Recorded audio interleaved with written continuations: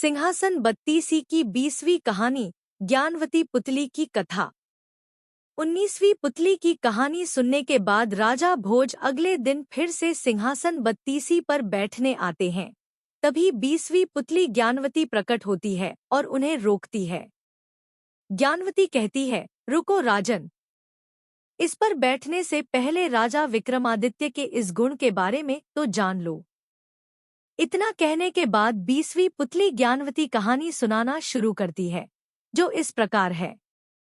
एक समय की बात है, राजा विक्रमादित्य जंगल में भ्रमण के लिए निकले थे। इसी दौरान उन्होंने दो लोगों को आपस में बातें करते सुना, जिनमें से एक ज्योतिषी था। ज्योतिषी ने वहां मौजूद अपने दोस्त से कहा, मुझे ज्योतिष विद्या का पूरा ज्ञान प्राप्त है। मैं तुम्हारे भूत, वर्तमान और भविष्य के बारे में सब कुछ बता सकता हूँ। लेकिन उसके दोस्त को उसकी बातों में कोई रुचि नहीं थी। इसलिए उसने ज्योतिषी से कहा, तुम्हें मेरे भूत और वर्तमान के बारे में पूरी जानकारी है, इसलिए तुम ये सब बता सकते हो और भविष्य के बारे में जानने की मेरी कोई इच्छा नहीं है। इसलिए अच्छा होगा अगर तुम अपने ज्ञान का बखान न करो। ज्योतिषी इतने पर भी नहीं चुप हुआ। उसने आगे कहा, जंगल में बिखरी हुई इन हड्डियों को देखकर मैं यह बता सकता हूँ कि यह कौन से जानवर की है और उसकी मृत्यु कैसे हुई। इस बात में भी उसके दोस्त ने रुचि नहीं ली।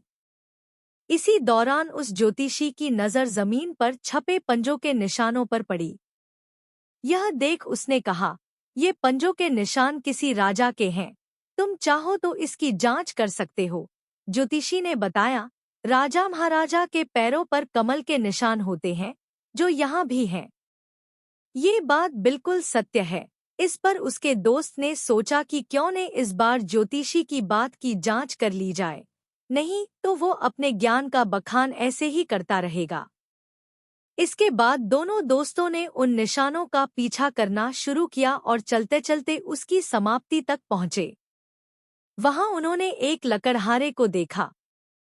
ज्योतिषी ने उसे अपने पैरों को दिखाने को कहा। जब लकड़हारे ने अपना पैर दिखाया तो ज्योतिषी चौंक गया। उसके पैरों पर वो कमल के निशान मौजूद थे।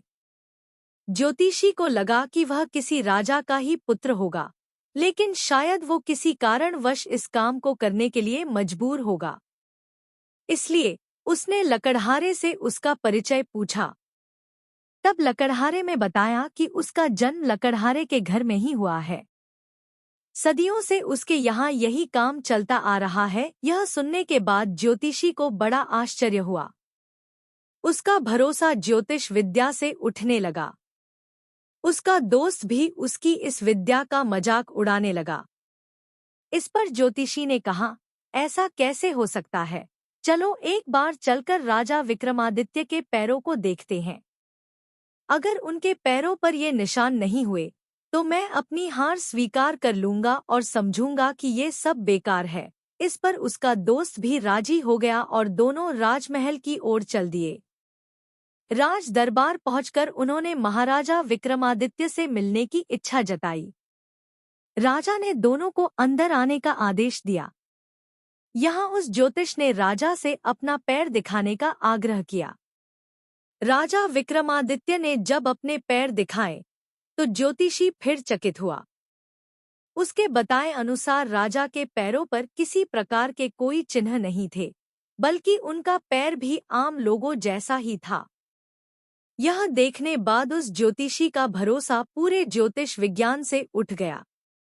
उसने राजा को बताया, ज्योतिष विद्या के अनुसार राजा महाराजा के पैरों पर कमल का निशान होता है, लेकिन यहाँ ऐसा नहीं है। जबकि जंगल में एक लकड़हारे के पैरों पर ऐसा निशान मौजूद है, जिसका संबंध किसी भी राजघराने से नहीं है। ज्योतिषी की बातों को सुनने के बाद राजा विक्रमादित्य को बहुत हंसी आई। उन्होंने उससे पूछा, ये सब देखने के बाद क्या तुम्हारा विश्वास ज्योतिष विद्या से उठ गया? ज्योतिषी ने कहा, जी महाराज, ये सब कुछ अपनी आंखों से देखने के बाद मेरा अब ज्योतिष विद्या पर बिल्कुल भी भरोसा नहीं रहा। इतना कहकर उसने राजा को प्रणाम किया और अपने दोस्त के साथ जाने की आज्ञा ली। तभी राजा विक्रमादित्य ने दोनों को रुकने का आदेश दिया। फिर उन्होंने अपने सेवक से एक चाकू मंगवाया और अपने पैरों को कुरेदने लगे। जैसे जैसे उनके पैरों की नकली चमड़ी हटती गई, कमल का निशान दिखने लगा। यह देखकर ज्योतिषी और उसका दोस्त चकित रह गए। उन्होंने राजा से पूछा, हे राजन, ये सब क्या है? इस पर राजा ने कहा, आप बहुत बड़े ज्ञानी हैं। आपके ज्ञान की सीमा बहुत बड़ी है, लेकिन यह तब तक अधूरी रहेगी जब तक आप इसका बखान करते रहेंगे। राजा ने बताया, जंगल में आप दोनों की बातें मैंने सुन ली थी। वन में आपने जिस लकड़हारे से मुलाकात की वह मैं ही था। यह सब मैंने इसलिए किया ताकि आपको यह समझा सकूं कि एक ज्ञानी को कभी अपने ज्ञान का बखान करने की आवश्यकता नहीं होती। इस कहानी को सुनाने के बाद 20वीं पुतली ज्ञानवती ने राजा भोज से कहा कि अगर आप भी राजा विक्रमादित्य की तरह गुणवान हैं, तो ही सिंहासन की ओर बढ़े। इतना कहकर 20वीं पुतली ज्ञानवती वहां से उड़ जाती है। कहानी से सीख। इस कहानी को पढ़ने के बाद बच्चों हमें यह सीख मिलती है कि इंसान को कभी भी अपने ज्ञान का बखान नहीं करना चाहिए। जिसके पास ज्ञान होता है वह कभी उसका प्रचार नहीं करता है, बल्कि समय आने पर अपने ज्ञान का इस्तेमाल करता है।